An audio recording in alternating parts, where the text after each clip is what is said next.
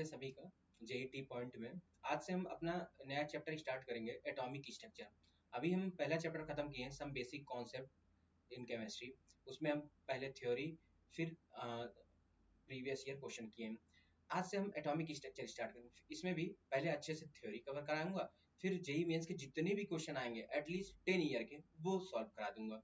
तो आप लोग अगर वीडियो अच्छा लगेगा तो इसको सब्सक्राइब करिएगा, लाइक करिएगा, शेयर करिएगा। स्टार्ट करते हैं आज हम अपना नया चैप्टर एटॉमिक स्ट्रक्चर से। तो स्टार्ट करते हैं कोटेशन से। एक मोटिवेशनल कोटेशन है। क्या है? कोई मंजिल जब तक दूर है जब तक उसके लिए पहला कदम ना उठाया जाए। मतलब क्या कि अगर हम स्टार्ट ही नहीं करेंगे तो हम अपनी मंजिल पे कैसे पहुंचेंगे। Let's start.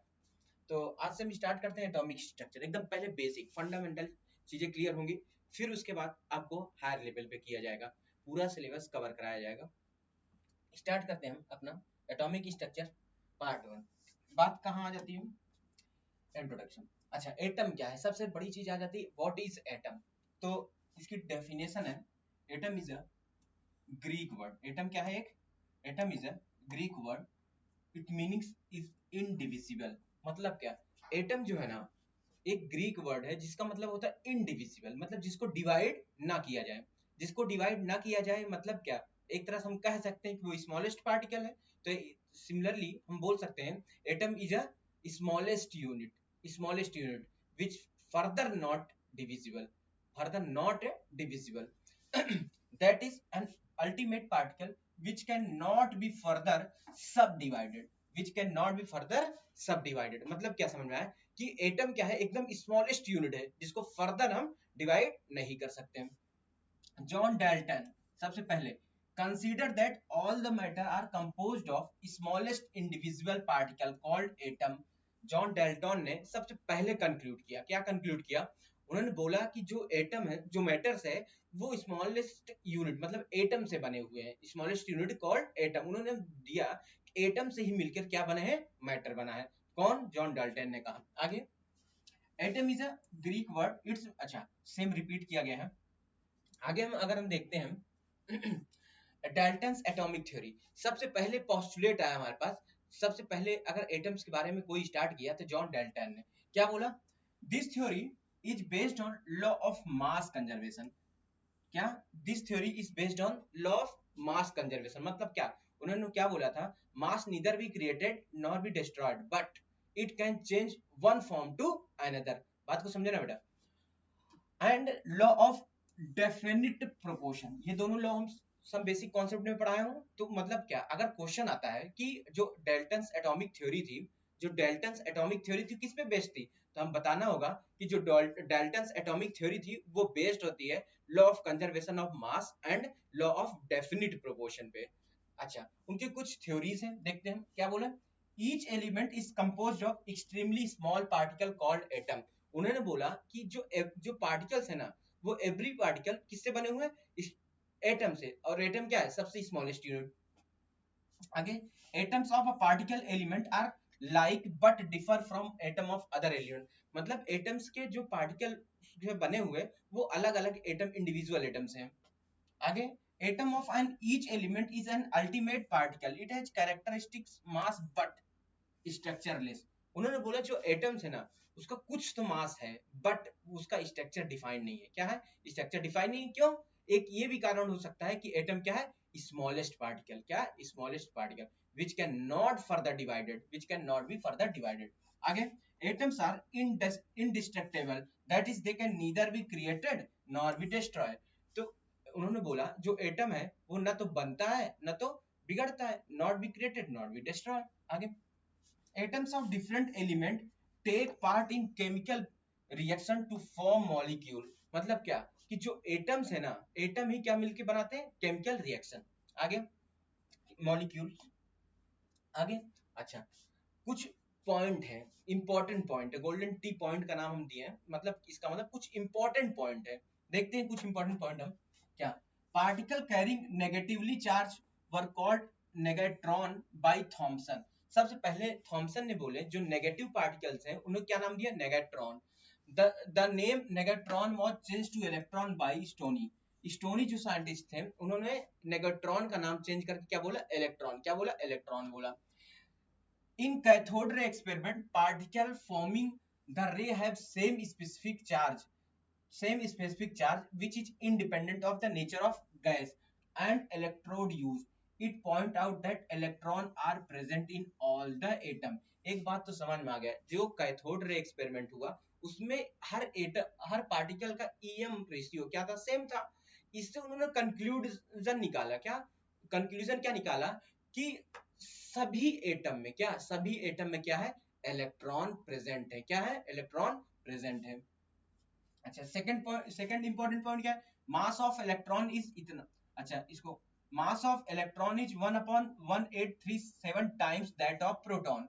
ये एक रिलेटिव नंबर है, आप याद कर लीजिएगा। मास ऑफ मूविंग इलेक्ट्रॉन निकालने के लिए rest mass of electron 1 minus under root में v बाई सी।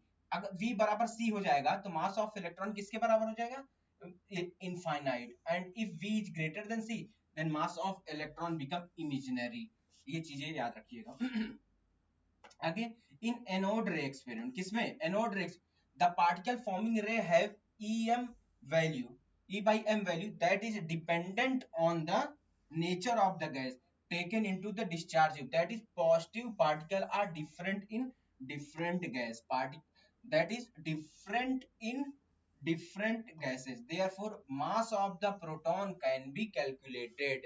मतलब क्या, जो एनोड रे एक्सपेरिमेंट था उसमें ई बाई एम का रेशियो हर में अलग अलग आता है। इससे क्या पता चला कि पॉजिटिव पार्टिकल क्या है, वो डिफरेंट गैसेस के लिए, therefore the mass of the proton can be calculated. इसीलिए प्रोटॉन का मास हम लोग क्या करते हैं, कैलकुलेट करते हैं। आगे नेक्स्ट पॉइंट हमारे पास है एटॉमिक मॉडल। अब कुछ मॉडल्स हैं, कुछ साइंटिस्ट ने अपना अपना मॉडल दिया कि एटम ऐसे दिखता है, एटम ऐसे दिखता है। तो पहले हमको पढ़ना है थॉमसन मॉडल ऑफ एटम 1904। सबसे पहले थॉमसन ने अपना मॉडल लेकर आया, कब, 1904। उन्होंने क्या बोला, Thomson was the first to propose detailed model of the atom. Thomson जो थे वो फर्स्ट थे जो डिटेल मॉडल को क्या किया, एक्सप्लेन किया एटम्स के। Thomson proposed that an atoms consist of an uniform sphere of positive charge in which the electron are distributed more or less uniform। उन्होंने क्या बोला कि जो पॉजिटिव चार्ज है, उन्होंने पॉजिटिव चार्ज को क्या बोला कि स्फीयर में क्या हुए हो, फैले हुए हैं, यूनिफॉर्म या फिर non uniform. Second, this model of atom was known as plum pudding model. क्या, this atom was known as plum pudding model और रेजिंग पडिंग मॉडल और वाटरमेलन मॉडल।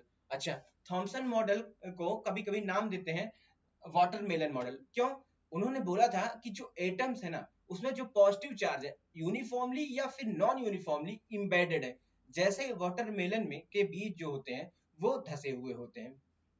आगे हम बात करते हैं, जैसे ये देखिए इसमें दिया है ना, ये मान लीजिए पॉजिटिव चार्ज, ये सब क्या है, यूनिफॉर्मली या नॉन यूनिफॉर्मली क्या हुआ है, इम्बेडेड हुआ है। इस पिक्चर से क्लियर करने हैं।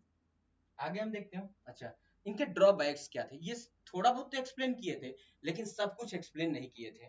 मतलब क्या नहीं एक्सप्लेन किए थे, तो यही तो इनका ड्रॉबैक हुआ। क्या था, an important drawback of this model was that the mass of the atom is considered to be evenly spread over that of atom। उन्होंने mass of क्या बोला था कि evenly spread है। इट इज स्टैटिक मॉडल, इन्होंने जो अपना model दिया स्टैटिक मॉडल, बट हमको पता है it does not reflect the movement of electron. इन्होंने इलेक्ट्रॉन के बारे में कुछ नहीं बोला, इलेक्ट्रॉन के बारे में कुछ नहीं बोला। Next, it couldn't explain the stability of an atom, it couldn't explain the stability of atom. मतलब उनके दो तीन ड्रॉबैक्स थे। मेन अगर हमसे कहा पूछा जाए कि सबसे मेन ड्रॉबैक था तो उन्होंने स्टेबिलिटी के बारे में कुछ नहीं बोला उस एटम्स के। यही सब ड्रॉबैक्स की वजह से फर्दर हमारे पास मॉडल्स हैं। अब हमारे पास दूसरा मॉडल है रदरफोर्ड स्कैटरिंग एक्सपेरिमेंट मॉडल। क्या, रदरफोर्ड एक्सपेरिमेंट मॉडल। क्या, उन्होंने क्या लिया कि यहाँ पे अल्फा पार्टिकल लिया। क्या लिया, अल्फा पार्टिकल लिए।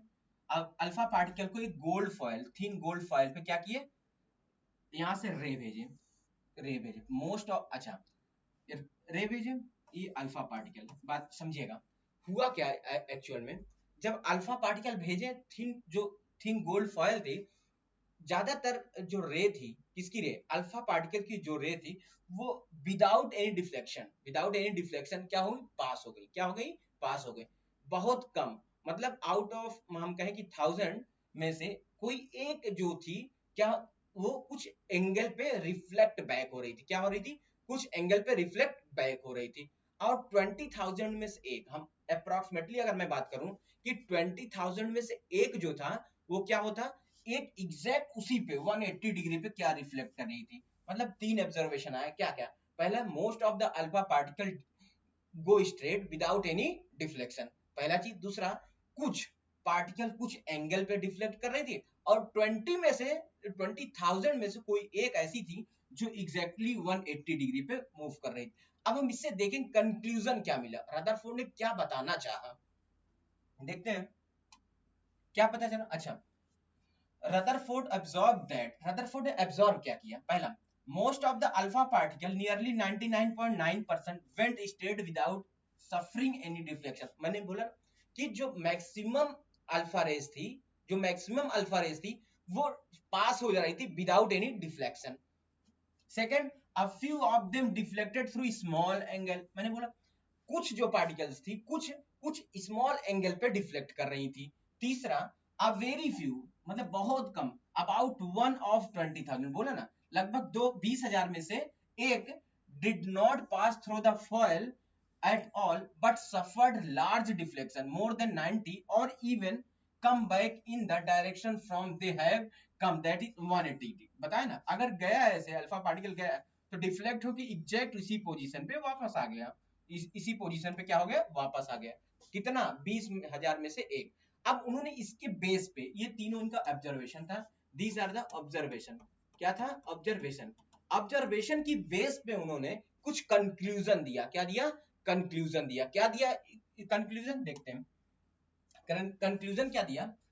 अच्छा, क्या दिया, देखो, since most of the alpha particle went straight through the metal foil undeflected, it means there must be very large empty space within the atom। क्या बेटा, मतलब इससे उन्होंने एक कंक्लूजन निकाल लिया। क्या निकाल लिया कंक्लूजन, क्या कंक्लूजन निकाला, उन्होंने ये कंक्लूजन निकाला कि जो most of the alpha particle थी ना, विदाउट एनी डिफ्लेक्शन जो पास हो जा रही थी, इसका मतलब जो एटम था वो क्या था, वो एम्प्टी था, maximum space were empty in the atom.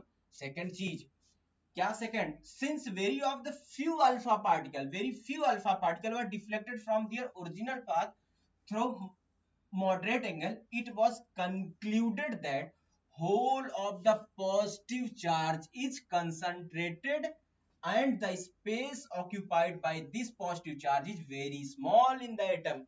कुछ अल्फा पार्टिकल, क्या बोले, कुछ अल्फा पार्टिकल जो डिफ्लेक्ट हो रहा था, क्या डिफ्लेक्ट हो रहा था ना, वो, इसका मतलब वो निकाले कि जो पॉजिटिव चार्ज है वो बहुत कम स्पेस में है। क्या है, कम स्पेस में पॉजिटिव चार्ज है।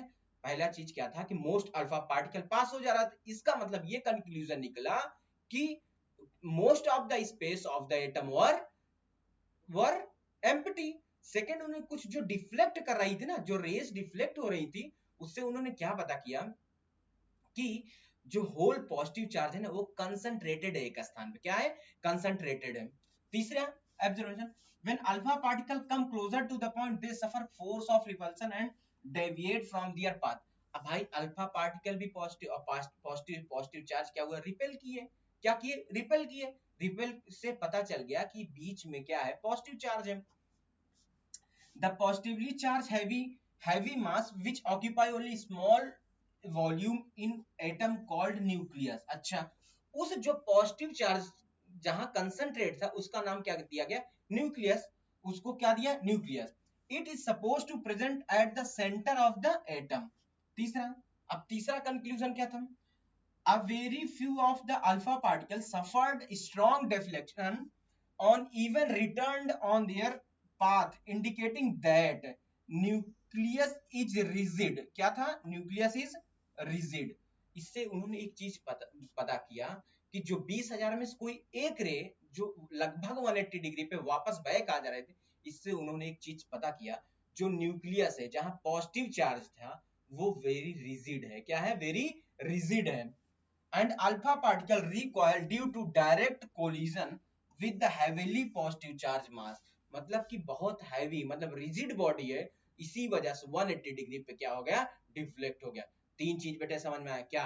रदरफोर्ड ने क्या क्या बोला? तीन चीज। उनका तीन ऑब्जर्वेशन पे बेस क्या है? पहले ऑब्जर्वेशन से उन्होंने बताया कि जो एटम्स है, क्या जो एटम्स है वो, जो एटम्स है वो एक्चुअल में वो एम्प्टी है। कैसे पता चले? क्यों? Most of the alpha particle क्या हो जा रही थी? स्ट्रेट पास हो जा रही थी। क्या हो रही थी? स्ट्रेट पास हो जा रही थी। स्ट्रेट पास होने से उन्होंने ये पता लगा कि most of the alpha particle, most of the space in the atom were empty.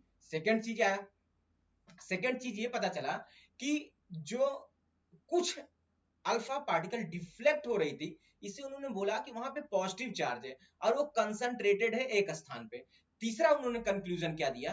तीसरा कंक्लूजन दिया कि जो अल्फा पार्टिकल है ना, जो अल्फा पार्टिकल है, जो 20,000 में से कोई एक 180 पे आ जा रही थी, उन्होंने ये बताया कि जो न्यूक्लियस का नाम दिया उन्होंने, क्या न्यूक्लियस का जो नाम दिया बेटे, वो क्या था? वो वेरी रिजिड था। क्या था? वेरी रिजिड था। मतलब एक तरह से कह सकते हैं रदरफोर्ड ने काफी हद तक कुछ एक्सप्लेन करना चाहा, लेकिन इनमें भी कमी थी। क्या थी? वो देखते हैं ड्रॉबैक्स में। क्या देखते हैं? अच्छा, इनका रदरफोर्ड में, अच्छा अच्छा उनका कुछ और उससे कंक्लूजन निकालें। पहले कंक्लूजन और देख लेते हैं। क्या?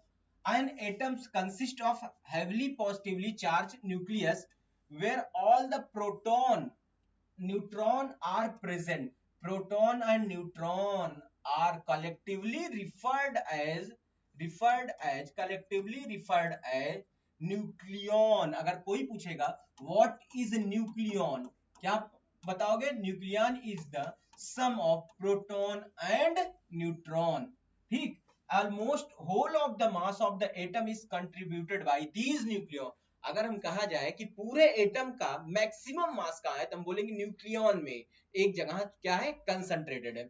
the magnitude of the positive charge on the nucleus is different from different atom. Her atoms का पॉजिटिव चार्ज हर अलग अलग होगा। Next, the volume of the nucleus is very small. Small मतलब वॉल्यूम क्या था? वेरी स्मॉल था। Only minute fraction of the total volume of the atom nucleus has diameter of the order. अगर मान लेते हैं न्यूक्लियस का जो डायमीटर है 10 की पावर -12 टू 10 पावर -13 सेंटीमीटर है, then atom has diameter of the order 10 power -8 he centimetre. अगर रेशियो पूछा जाए diameter of the atom and diameter of the nucleon, diameter of the atom and diameter of the nucleon का जो ratio आएगा वो 10 to power 5 आएगा, 10 power 5 आएगा। मतलब कि जो diameter of atom है वो 10 पावर 5 टाइम, क्या 10 power 5 time diameter of neutron होगा। 10 पावर 5 टाइम क्या होगा? न्यूट्रॉन होगा। ये चीज याद रखने की चीज है। पूछ लेता है कि जो डायमीटर का एटम्स है और वो डायमीटर ऑफ वॉल्यूम से कितना है, तो क्या बताओगे? 10 की पावर 5, 10 की power 5 time. thus diameter of size of atom is इतना times the diameter of the nucleus। कुछ और कंक्लूजन देखते हैं। और कंक्लूजन निकाला है, the radius of the nucleus proportional to the cube root of the number of nucleon within it. अच्छा, वो एक रिलेशन दिए कि जो रेडियस ऑफ द न्यूक्लियस है वो डायरेक्टली प्रोपोर्शनल है, डायरेक्टली प्रोपोर्शनल है तो cube root of the number of nucleon, number of nucleon को अगर ए से दिखा दें तो 1/3। तो हम एक साथ लिख सकते हैं ये रिलेशन रेडियस निकालने के लिए। ये क्या है? वेयर आर नॉट की वैल्यू 1.33 इंटू 10 पावर 30 एक कांस्टेंट है, ए मास नंबर है। मास नंबर का मतलब proton plus neutron, proton plus neutron. तो सीधे सीधे लिख सकते हैं R is equal to R A, R nought एक पावर 1/3। तो आर क्या है यहाँ पे? Radius of the nucleus. क्या है? Radius of the nucleus. R nought क्या है? एक कांस्टेंट है जिसकी वैल्यू 1.33 इंटू 10 पावर 13। ए क्या है? ए इज एटॉमिक मास मतलब प्रोटॉन और न्यूट्रॉन, ये पावर 1/3। ये रिलेशन काम आता है रेडियस ऑफ द न्यूक्लियस निकालने में। क्या काम आता है? रेडियस ऑफ द न्यूक्लियस निकालने में। Third point, there is an empty space around the nucleus called extra nuclear part। अच्छा, क्वेश्चन आता है कि what is extra nuclear part, तो क्या बताएंगे कि जो एक्स्ट्रा पार्ट है मतलब जो एम्प्टी स्पेस है ना एटम्स के, बताया ना था कंक्लूजन से, जो एम्प्टी स्पेस है उसी का नाम क्या दिया गया, एक्स्ट्रा न्यूक्लियर पार्ट, मतलब न्यूक्लियर के अलावा। In this part electron are present, इसी पे तो इलेक्ट्रॉन मूव करता है एक फिक्स्ड ऑर्बिट पे, तो इस पार्ट में कौन रहता है, electron. The number of electron in an atom is always equal to the number of proton present in the nucleus। अच्छा, बहुत बड़ी बात है कि जितने भी नंबर ऑफ एटम्स होंगे ना, जितने भी नंबर ऑफ इलेक्ट्रॉन्स होंगे किसी भी एटम में, वो बराबर होंगे नंबर ऑफ प्रोटॉन के। कब, जब वो एटम क्या होगा, न्यूट्रल। ये शब्द याद रखिए, कब, जब एटम क्या होगा, न्यूट्रल, मतलब कोई ना पॉजिटिव चार्ज हो ना नेगेटिव चार्ज हो। आगे, as the nuclear part of the atom is responsible for the mass of an atom, the extra nuclear part is responsible for volume। अच्छा, एक्स्ट्रा न्यूक्लियर पार्ट किसके लिए रिस्पॉन्सिबल है, volume के लिए। द वॉल्यूम ऑफ एटम, अच्छा अगर ratio निकाला जाए volume of the atom and volume of the nucleus, क्या अगर रेशियो निकाला जाए volume of the atom and volume of the nucleus के, तो ये हमारा लगभग आएगा 10 की पावर 15 टाइम्स। क्या आएगा, 10 की पावर 15 टाइम्स। 10 के पावर, अगर हम लिख दें यहाँ पे volume of the atom is equal to volume of the nucleus into 10 के पावर 15 टाइम, 10 के पावर 15 टाइम्स। ये एटम्स हैं, ये न्यूक्लियस है, ये इससे पता चल जाता है कि न्यूक्लियस कितना, न्यूक्लियस का वॉल्यूम विद रिस्पेक्ट एटम कितना छोटा है। ये रिलेशन आप याद रखिएगा। आगे आगे हम देखते हैं। अच्छा, इलेक्ट्रॉन, अच्छा उन्होंने electron revolve around the nucleus in closed orbit with high speed. The centrifugal force acting on revolving electron is being counter balanced by the force of attraction between electron and nucleus। मतलब क्या, जो electron revolve कर रहा है ना, electron revolve कर रहा है किसके अकॉर्डिंग, इलेक्ट्रॉन रिवॉल्व कर रहा है, इलेक्ट्रॉन रिवॉल्व कर रहा है ऑर्बिट के अलोंग, तो बैलेंस कैसे, न्यूक्लियस और इलेक्ट्रॉन के बीच एक फोर्स है जिसका नाम क्या है, सेंट्रीफ्यूगल फोर्स। क्या बोलेंगे, centrifugal force. Second, this model was similar to the solar system. अच्छा, ये मॉडल किसका, रदरफोर्ड का मॉडल सिमिलर था सोलर मॉडल। कैसे, the nucleus representing the sun, nucleus representing the sun and the revolving electron as a planet, revolving electron as a planet. मतलब क्या कि जो न्यूक्लियस था वो सन की तरह बिहेव कर रहा है और revolving electron as a planet के, revolving electron as a planet का। फिर से कुछ चीजें देखिए, रदरफोर्ड का एक्सपेरिमेंट बेस्ड था जिसका नाम स्कैटरिंग एक्सपेरिमेंट दिए। उन्होंने 3 ऑब्जर्वेशन किया। फिर से रिपीट कर रहा हूं कहानी, भाई कहानी तो है।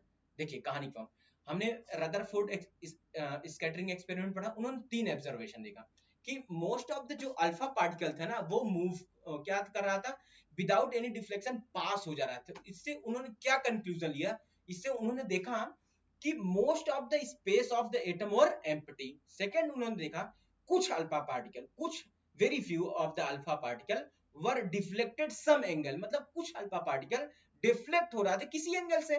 तो इससे उन्होंने ये कहा कि वहां पे पॉजिटिव चार्ज कंसंट्रेटेड है, जिसका बाद में हमने नाम दिया न्यूक्लियन। फिर उन्होंने तीसरा ऑब्जर्वेशन कहा कि अ वेरी फ्यू, मतलब अगर 20,000 में से कोई एक रे, क्या 20,000 में से कोई एक ऐसी रे थी जो विदाउट एनी डिफ्लेक्शन सीधे आ जा रही थी वापस, मतलब एग्जैक्ट 180 डिग्री क्या हो रही थी, वापस। इससे उन्होंने देखा कि जो न्यूक्लियस है जिसका नाम न्यूक्लियन दिया है वो वेरी रिजिड है, वेरी रिजिड। और उन्होंने क्या बताया, वॉल्यूम जो होगा 10, वॉल्यूम ऑफ द जो एटम होगा वो न्यूक्लियस के वॉल्यूम से 10 की पावर 15 टाइम्स बड़ा होगा। अगर रेडियस की बात करें तो अगर रेडियस ऑफ द एटम जो होगा वो लगभग 10 की पावर 5 टाइम ग्रेटर होगा किससे, रेडियस ऑफ द उस छोटे न्यूक्लियस के बाद में। और उन्होंने बोला कि जो इलेक्ट्रॉन है, क्या इलेक्ट्रॉन रिवॉल्व करता है एक फिक्स्ड ऑर्बिट पे, उसको काउंटर बैलेंस करने के लिए न्यूक्लियस और इलेक्ट्रॉन के बीच में एक सेंट्रीफ्यूगल फोर्स लगता है। क्या लगता है, एक सेंट्रीफ्यूगल फोर्स लगता है जो कि इलेक्ट्रॉन को एक फिक्स्ड ऑर्बिट में मूव कराने में मदद करता है। लास्ट में इनका model as a solar model बोला गया। क्यों, उन्होंने बोला जो न्यूक्लियस पार्ट है वो रिप्रेजेंट कर रहा है इलेक्ट्रॉन को, और सॉरी न्यूक्लियस रिप्रेजेंट कर रहा है सन को, और रिवॉल्विंग इलेक्ट्रॉन रिप्रेजेंट कर रहा है एज अ प्लेनेट को। बच्चों इतना क्लियर है? हाँ या ना जवाब दीजिए प्लीज। आप लोग कमेंट कर दिएंगे जब वीडियो हम देंगे आपको, ठीक है। आगे देखते हैं कुछ, अब इनके ड्रॉबैक्स पूछ रहा है, देखते हैं बेटा। अच्छा अच्छा, ड्रॉबैक्स हम बार बार यही पे बोलते हैं कि ड्रॉबैक्स इज वेरी इंपॉर्टेंट, कभी कभी ड्रॉबैक्स पे ही एज इट इज क्वेश्चन आते हैं। देखते हैं पहला, दिस थ्योरी, मतलब इनकी theory couldn't explain the stability of atom। मतलब क्या कि इनकी जो थ्योरी थी ना, एक्सप्लेन नहीं कर पाई थी क्या स्टेबिलिटी ऑफ एटम, सब कुछ बता दिए लेकिन स्टेबिलिटी के बारे में कुछ नहीं बताया। According to Maxwell electron lose its energy quantity. अच्छा, जैसे मैक्सवेल ने बोला कि इलेक्ट्रॉन एक फिक्स समय में एनर्जी लॉस करता है, इस हिसाब से इलेक्ट्रॉन को न्यूक्लियस पे आ जाना चाहिए रिवॉल्व करते करते, बट वो रोटेट करता है फिक्स्ड ऑर्बिट। ये चीज उन्होंने एक्सप्लेन नहीं किया था। Second, if the electron lose continuous, the absorbed spectrum should be continuous, but the actual absorption spectrum consists of well defined lines। अच्छा, अगर अगर इनके हिसाब से एनर्जी जो थी इलेक्ट्रॉन का कॉन्टिन्यूअस क्या हो रहा है, डिक्रीज हो रहा है, तो इस स्पेक्ट्रम में एक लाइन स्पेक्ट्रम आना चाहिए, एक लाइन स्पेक्ट्रम कॉन्टिन्यूअस स्पेक्ट्रम का नाम देना चाहिए। लेकिन क्या आता है, एक वेल डिफाइंड स्पेक्ट्रम, क्या बोलेंगे, एक वेल डिफाइंड स्पेक्ट्रम आता है, well defined lines of definite, मतलब एक एक लाइन की स्पेक्ट्रम आती है, ना कि कॉन्टिन्यूअस। इसीलिए the loss of energy of electron is not continuous, इसीलिए लॉस ऑफ एनर्जी जो बोल रहे थे वो नहीं होता। नेक्स्ट देखते हैं आगे। अच्छा, कुछ अब टर्म देख लेते हैं, कुछ टर्म, ये फर्दर इस चैप्टर को आगे जाने के लिए हम क्या देख लेते हैं, कुछ टर्म, जैसे एटॉमिक नंबर है एंड एटॉमिक मास। पहले देखते हैं एटॉमिक नंबर क्या क्या देखते हैं, atomic number. It is represented by Z, it is represented by Z. The number of proton present in the nucleus is called atomic number, the number of proton present in the nucleus is called atomic number of an element, it is also known as nuclear charge. अच्छा, जितने number of proton होंगे ना उसी को हम नाम क्या देंगे, क्या देंगे, नंबर, एटॉमिक नंबर, क्या देंगे, एटॉमिक नंबर देंगे। इट इज ऑल्सो, कभी कभी एटॉमिक नंबर को न्यूक्लियर चार्ज भी बोलते हैं। फॉर न्यूट्रल, देखो न्यूट्रल एटम के लिए नंबर ऑफ जो इलेक्ट्रॉन बराबर होंगे नंबर ऑफ प्रोटॉन के, लेकिन अगर कोई चार्ज एटम होगा तो नंबर ऑफ इलेक्ट्रॉन जो होंगे जेड, मतलब जेड क्या, एटॉमिक नंबर में से चार्ज माइनस कर देंगे तो क्या आ जाएगा, जेड क्या है, नंबर ऑफ प्रोटॉन, जेड क्या है, नंबर ऑफ प्रोटॉन, ये कैलकुलेट करने की चीजें हैं। आगे देखते हैं हम एटॉमिक मास किसे कहते हैं, देखते हैं। It is represented by capital letter A से दिखाते हैं इसको। The sum of the number of neutron, अच्छा एटॉमिक नंबर क्या है, sum of the number of neutron and proton is called the mass number of the element. It is also known as the number of nucleons because अच्छा, कभी कभी इसको number of nucleons भी बोलते हैं, क्यों, क्योंकि nucleons consist of the neutron and proton. अच्छा, कुछ फॉर्मूले देख लेते हैं। अगर एटम है इनसाइड द न्यूक्लियस, न्यूक्लियस के इनसाइड न्यूट्रॉन और प्रोटॉन होते हैं, आउटसाइड ऑफ द न्यूक्लियस क्या होते हैं, इलेक्ट्रॉन होते हैं। And atom of the element is represented bye, अच्छा सिंपल, अगर कोई एलिमेंट है एक्स, वो रिप्रेजेंट करेगा जेड और ए क्या है, एटॉमिक एटॉमिक मास, और जेड क्या है, एटॉमिक नंबर। ये एक सिंबल होता है, स्टैंडर्ड सिंबल, किसी भी एलिमेंट का atomic mass as well as atomic number को रिप्रेजेंट करने के लिए। आगे देखते हैं हम आगे क्या है एग्जाम्पल। अच्छा, कुछ एग्जाम्पल, जैसे अगर हम कहें सोडियम Na+, क्या है, Na+, तो Na+ एक बात तो समझ में आ गई, जो प्रोटॉन है ना वो 11 है, प्लस का मतलब एक इलेक्ट्रॉन लूज है, तो इलेक्ट्रॉन की वैल्यू कितनी है, 10। सिमिलरली F फ्लोरीन, तो प्रोटॉन 9, इलेक्ट्रॉन कितना, 10, माइनस का मतलब एक ऐड। C6 C12, तो प्रोटॉन 6 और इलेक्ट्रॉन भी 6। O8 और 16 का मतलब प्रोटॉन 8 और इलेक्ट्रॉन भी 8। मतलब क्या, अगर चार्ज जिसमें नहीं होगा तो number of electron number of proton के बराबर होगा। आगे देखते हैं। अच्छा कुछ वैल्यू याद कर लीजिए, जैसे mass of proton 1.67 into 10 power minus 27 kg, mass of neutron 1.67 into 675, थोड़ा सा ही अंतर है, into 10 power minus 7 kg। Mass of electron 9.1 into 10⁻13 1 kg। ये वैल्यू आप लोग याद कर लीजिएगा, टेलीग्राम पे मिल जाएगा, पीडीएफ के फॉर्म में आप लोग नोट कर लीजिएगा। आगे मेथड ऑफ एनालिसिस, अच्छा कुछ मेथड है एनालाइज करने का, एटॉमिक वेट कैसे निकालते हैं। जैसे प्रोटॉन P6 है तो वेट ऑफ प्रोटॉन क्या हो जाएगा 6 इंटू 1.00, वेट ऑफ न्यूट्रॉन क्या हो जाएगा 6 इंटू 1.00850। तो weight of electron, weight of atom को डिवाइड कर देंगे तो क्या आ जाएगी, एमयू में वैल्यू आ जाएगी। Mass of the mass number of carbon atom is 12, मतलब मास नंबर अगर कार्बन एटम 12 है तो मतलब क्या, प्रोटॉन प्लस न्यूट्रॉन की वैल्यू, न्यूट्रॉन की वैल्यू कितना आ जाएगी 12 आ जाएगी। Note, mass number of atom is always whole number but atomic weight में बी डेसिमल। याद रखिएगा, अगर आपसे पूछा जाए मास नंबर तो एक होल नंबर में आएगा। क्या मैं बोला, जो मास नंबर है, मास नंबर वो होल नंबर में हो सकता है, but weight, weight atomic weight क्या है, एटॉमिक वेट वो एक डेसिमल में आ सकता है। क्या, डेसिमल वैल्यू आ सकती है। आगे, अच्छा आइसोटोप किसे कहते हैं, अब कुछ टर्म देख लेते हैं। आइसोटोप क्या होते हैं, there are atoms of given element which have the same atomic number but differ in their mass। अच्छा, जिसके एटॉमिक नंबर सेम हो बट मास नंबर क्या हो, डिफरेंट, क्या हो, डिफरेंट। जैसे कार्बन 12, कार्बन 12, कार्बन 13, कार्बन 14, देख पा रहे हैं हम स्लाइड में। क्या, कार्बन 12, कार्बन कार्बन का एटॉमिक नंबर 6, यहाँ पे भी 6 है, यहाँ पे भी 6 है, यहाँ पे भी 6 है, लेकिन मास नंबर क्या हो रहा है, differ.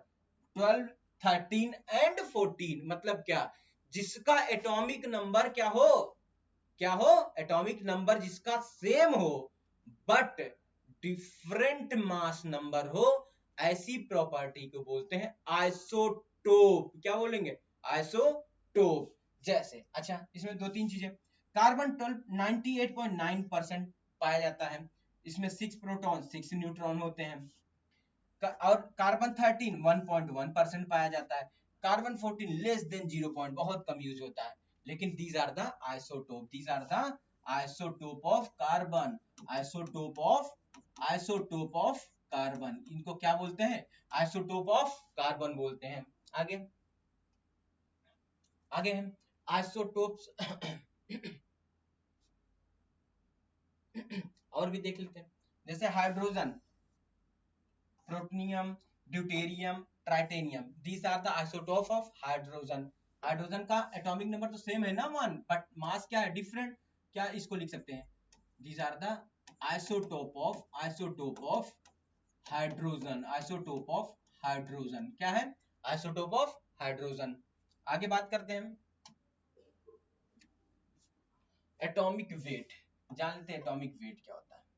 The atomic weight of an element is average, क्या है, average of mass of all the isotope of the element, average of the mass of the isotope of the element। जैसे कार्बन के 3 isotope, तीनों isotope के मास के average ही क्या होता है, एटॉमिक वेट। क्या होता है, एटॉमिक वेट। अगर मान लेते हैं कि एलिमेंट का आइसोटोप है Y1, Y2, Y3, तो इसका वेट अगर निकालेंगे M2, M3, M1, मान लेते हैं M1, M2, M3, तो इसका एवरेज एटॉमिक वेट निकालेंगे कैसे, W1 इंटू में X1, W2 X2 plus W3 X3 divide कर दे रहे X1 X2 X3 से। तो ये हमारा एक फॉर्मूला होता है किसका, एवरेज एटॉमिक वेट निकालने का। नोट कर लीजिए, this is the formula for calculating the average atomic weight of an element. आगे देखते हैं, आगे हम बात करते हैं एटॉमिक वेट। अच्छा कुछ और देख लेते हैं, जैसे क्लोरीन 17 एटॉमिक नंबर 17, लेकिन 35 37, तो मतलब क्या समझ में आया कि these are the isotope of chlorine. ये 75% पाया जाता है, ये 25% पाया जाता है। कैलकुलेट कैसे करेंगे, 75 बाई 100 इंटू में 35, 35 क्या था इसका atomic mass, plus 25 by 100 into 37 क्या एटॉमिक, तो एवरेज एटॉमिक मास जो हम लोग बोलते हैं कितना आता है 35.5। वेरी वेरी इंपॉर्टेंट चीज है, बहुत इंपॉर्टेंट चीज बता रहा हूँ। एवरेज एटॉमिक वेट या एटॉमिक मास निकालने का फॉर्मूला ये है, जितना परसेंट पाया जाए उसका मल्टीप्लाई कर देना एटॉमिक वेट से उस आइसोटोप के, प्लस उन दोनों को फिर दूसरे जो पाया जाए उसका मल्टीप्लाई कर देंगे उसके मास नंबर से, तो ये दोनों को कैलकुलेट कर देंगे तो आंसर आ जाएगा 35.5। इसीलिए क्लोरीन का एटॉमिक मास हम लेते हैं क्या 35.5। क्या लेते हैं, ये बेसिकली एक एवरेज एटॉमिक वेट है। क्या है, एवरेज एटॉमिक वेट है। क्या है, और हमको पता है एवरेज एटॉमिक वेट डेसिमल में आ सकता है। आगे बात आती है आइसोबार के। क्या है, isobar. Isobar are the atoms of different element. अच्छा, यहीं पे एक चीज डिफरेंशिएट हो गया, जो आइसोटोप था ना बेटा वो सेम एलिमेंट की बात कर रहा था। क्या, सेम। अगर पूछा जाए बेसिक डिफरेंस, क्या पूछा जाए, बेसिक डिफरेंस बताओ, तो बताना क्या है, जो आइसोटोप है, जो आइसोटोप है वो सेम एलिमेंट की प्रॉपर्टी है, जबकि जो आइसोबार है वो डिफरेंट एलिमेंट की प्रॉपर्टी है। बात समझ में आया, क्या समझ में आया। पूछा जाए what is the basic difference, what is the basic difference between isotope and isobar। isobar बताना, isotope is the property of same element whereas the isobar is the property of the different element with different element। तो वही लिखाऊं ना, isobar are the atoms of different element which have the same mass number but different atomic number। क्या, अगर isobar की बात किया जाए, यहाँ पे मास नंबर तो सेम है लेकिन एटॉमिक नंबर क्या है, डिफरेंट। क्या, atomic number is different, mass number क्या है, मास नंबर इज सेम। जैसे जैसे they have different number of electron, मतलब electron proton and neutron, but sum of the number of neutron and proton remains. बहुत important line है। Isobar की property क्या है कि इलेक्ट्रॉन प्रोटॉन और न्यूट्रॉन की वैल्यू अलग होगी लेकिन sum of the proton and neutron की वैल्यू सेम होगी। क्या होगी, सेम होगी। जैसे अगर हम आर्गन 40 और 18, atomic number 18, mass number 40, potassium mass number 40 same mass number but atomic number 19, calcium 20। अब देखें इसमें प्रोटॉन 18, न्यूट्रॉन 22, इलेक्ट्रॉन इतना 18, इसमें 19 20, मतलब क्या, इलेक्ट्रॉन प्रोटॉन और न्यूट्रॉन तीनों में क्या है, डिफर है।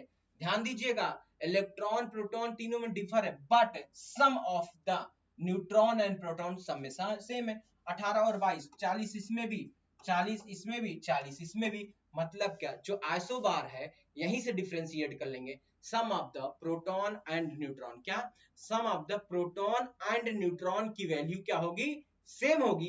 बेशक अलग प्रोटॉन न्यूट्रॉन और इलेक्ट्रॉन की वैल्यू अलग हो लेकिन सम ऑफ द प्रोटॉन और न्यूट्रॉन की वैल्यू सेम होगी। मतलब क्या समझ में आया, isotope is the property of the same element but isobar is the property of different element. क्या, डिफरेंट एलिमेंट की बात कर रहा है यहाँ पे, आइसोटोप सेम एलिमेंट की बात कर रहा था। बात समझ में आया।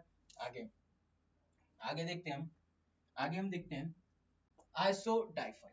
हमारा नेक्स्ट पॉइंट है आइसोडाइफर। किसे कहते हैं, they are the atoms of different element. ये भी क्या है, सेम एलिमेंट की प्रॉपर्टी नहीं है, डिफरेंट एलिमेंट की प्रॉपर्टी है, विच have the same difference of the number of neutron. अच्छा, ये अलग अलग प्रॉपर्टी है, सॉरी अलग एलिमेंट की प्रॉपर्टी है बट इसमें क्या चीज है कि they have the same difference of neutron और प्रोटॉन सेम है। जैसे बोरोन, अगर हम इसमें न्यूट्रॉन और प्रोटॉन की डिफरेंस देखें 1 आ रहा है, इसमें भी न्यूट्रॉन और प्रोटॉन और न्यूट्रॉन का डिफरेंस 1 आ रहा है।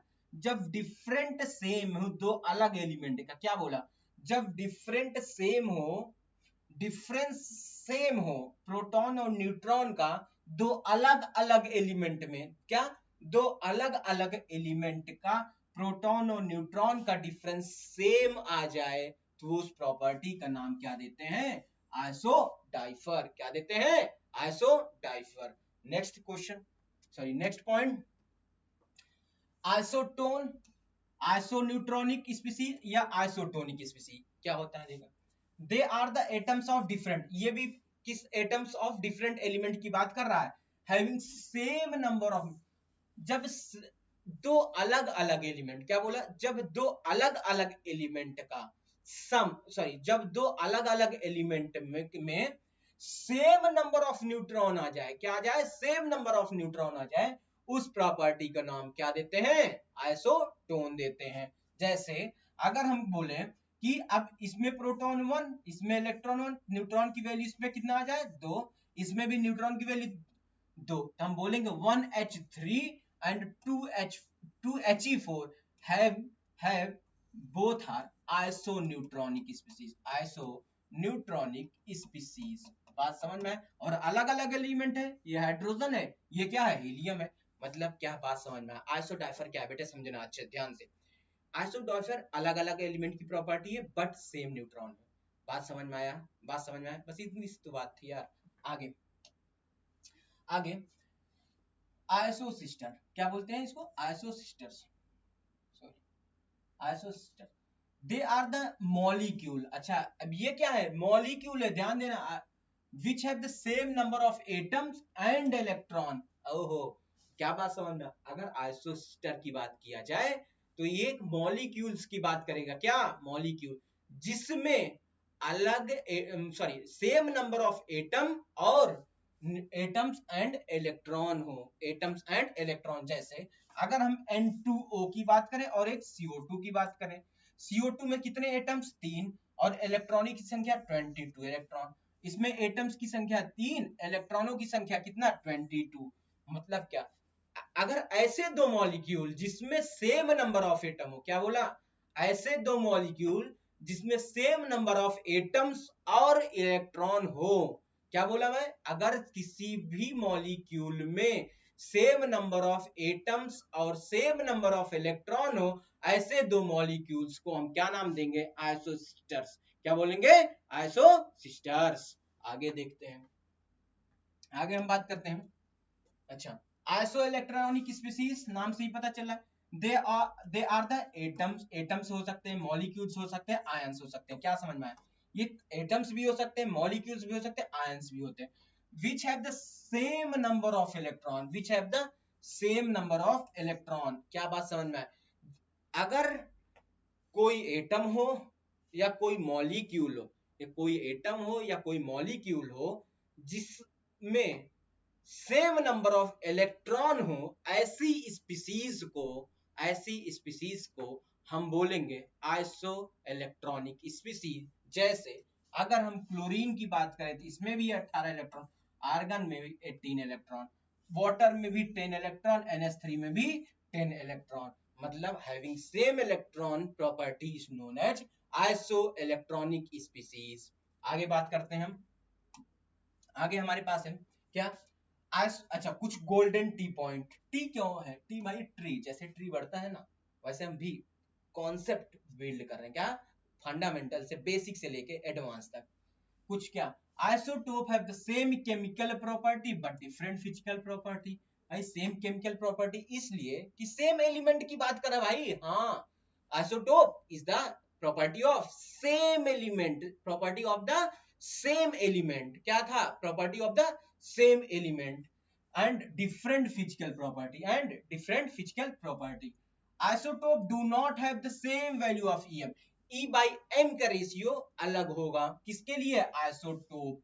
आइसोपार do not have same chemical and physical, isobar की केमिकल प्रॉपर्टी और फिजिकल अलग होगी क्योंकि सिंपल था, अलग अलग एलिमेंट की बात करते हैं आइसोबार में। Isotope do not have same value E by m। For isotone, isotone के लिए ये आइसोटोन A1 माइनस Z1 बराबर होगा, अगर दो एलिमेंट का रिस्पेक्ट में बात करें। आइसोडाइफर A1 Z1 का डिफरेंस होगा A2 Z2 का डिफरेंस के बराबर होगा, ये चीज नोट करिए, अभी बताया ना आइसोटोन आइसोडाइफर क्या होता है। आगे देखते हैं, कुछ प्रैक्टिस क्वेश्चन भाई आएगा, तो अब भाई पढ़े हैं तो उसका प्रैक्टिस तो करें कि जो हम पढ़े हैं वो कर पा रहे हैं कि नहीं। देखते हैं, कुछ क्वेश्चन हम देख लेते हैं, कुछ आप लोग को कमेंट में बताना होगा। क्या, if the mass, क्वेश्चन है, if the mass of neutron is doubled and mass of electron is half, then find out the new atomic mass of C612 and percentage by which it is increased. Percentage of increase पूछ रहा है, अगर mass of neutron double हो जाए और मास of electron is half हो जाए, कितना परसेंटेज इंक्रीज आएगा। तो हम देख लेते हैं, पहले क्या था, पहले प्रोटॉन 6 न्यूट्रॉन 6, तो प्रोटॉन और न्यूट्रॉन की वैल्यू क्या था 12 पहले, बाद में कंडीशन लगाने पे न्यूट्रॉन और प्रोटॉन की वैल्यू 18 हो जाए, क्यों, डबल न्यूट्रॉन की वैल्यू डबल हो गई मतलब 12, और प्रोटॉन की वैल्यू 6 से आधा हो गई मतलब कितना 3, तो कितनी वैल्यू आ जाएगी, सॉरी इसका मास सॉरी 8, तो 18 आ गई, और यहाँ कितना था 12 था। परसेंटेज इंक्रीज करते हैं, परसेंटेज इंक्रीमेंट का फॉर्मूला होता है final mass minus initial mass upon initial mass. Initial mass क्यों, रिस्पेक्ट टू इनिशियल मास ना भाई, तो 18 माइनस 12 अपॉन 12 इंटू 100, तो कितना परसेंट का इंक्रीज हुआ, 50%। बेहतरीन क्वेश्चन था, आया हुआ प्रीवियस ईयर क्वेश्चन, तो आप लोग इसको स्टार मारा, स्टार कर लीजिए। नेक्स्ट क्वेश्चन हमारे पास है, if the mass of neutron is doubled and the mass of proton is halved, mass of electron is doubled, then find out the new atomic weight, find out the new atomic weight। तो भाई proton 6 neutron 6, proton plus neutron की value 12, अब condition लगाने proton और neutron की value 15 आ गई, तो मास of electron is negligible मान लेते हैं, so it is not considered in atomic mass. तो फाइनल मास 15 माइनस 12 अपॉन 12 इंटू 100 कितना परसेंट, 25%। इंक्रीमेंट का फॉर्मूला ना आता हो तो ये देख लीजिएगा, सीधे सीधे formula, final mass minus initial upon initial, initial क्यों, विद रिस्पेक्ट इनिशियल नापेंगे ना कितना बढ़ा, ठीक है।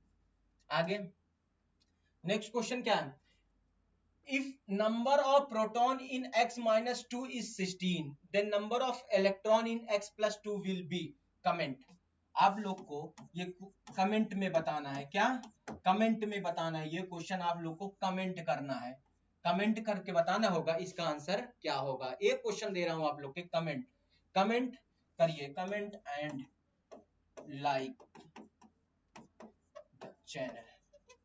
आपको इस क्वेश्चन का आंसर सॉल्व बताना होगा, सॉल्व करिए, कमेंट करिए इसका आंसर क्या होगा।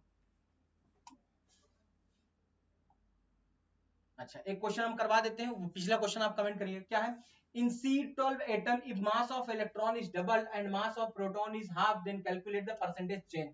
percentage change फिर वही formula, final mass minus initial upon initial, तो 9 फाइनल माइनस 12 अपॉन 100 कितना आ गया, माइनस 25%, माइनस 25%। इसको भी आप लोग एक बार ट्राई करिएगा, कमेंट करिएगा इसका आंसर क्लियर करके, कमेंट करिएगा कितना परसेंट इंक्रीमेंट आया है, शायद 12 में माइनस 9 होगा, तो इसका परसेंट 25 आएगा। एक बार इसको आप लोग सॉल्व करिएगा। Next question, assuming that atomic weight of C12 is 150 unit, क्या मान लेते हैं कि एटॉमिक वेट जो है C12 का 150 यूनिट है atomic, then according to the assumption the weight of O16 will be, तो भाई 16 की यूनिट 200 यूनिट हो गई, क्यों 12 mu बराबर 150, 12 mu ना एटॉमिक मास यूनिट, तो एक mu की वैल्यू 150 बटे 12 और 16 यूनिट 150 बटे 12 इंटू 16 कर देंगे तो आ जाएगा 200 यूनिट, तो इसका यूनिट की वैल्यू कितनी आ गई 200 यूनिट। नेक्स्ट क्वेश्चन है, एवरेज एटॉमिक वेट निकालना है, इसको भी आप लोग कमेंट करके बताइएगा, आंसर तो है लेकिन क्या करना है, कमेंट करिएगा, सॉल्व करिएगा बिना देखे, ये सॉल्व है, ये आप इसको बिना देखे कमेंट करिएगा।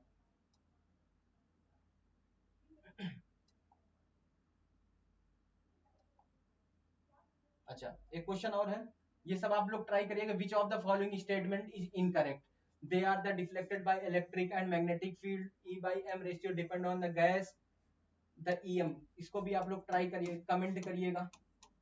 3-4 क्वेश्चन आप लोग को दे दे रहा हूं जो आप लोग सॉल्व करके बताइएगा, इसका आंसर है नेक्स्ट स्लाइड में ही आप लोग देख लीजिएगा।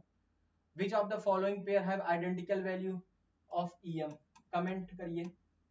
चौथा क्वेश्चन, 4 क्वेश्चन आप लोग को कमेंट करना होगा, 4 क्वेश्चन आप लोग को कमेंट करना होगा, 4 क्वेश्चन क्या करना होगा, कमेंट करके बताइए आप लोग, कमेंट।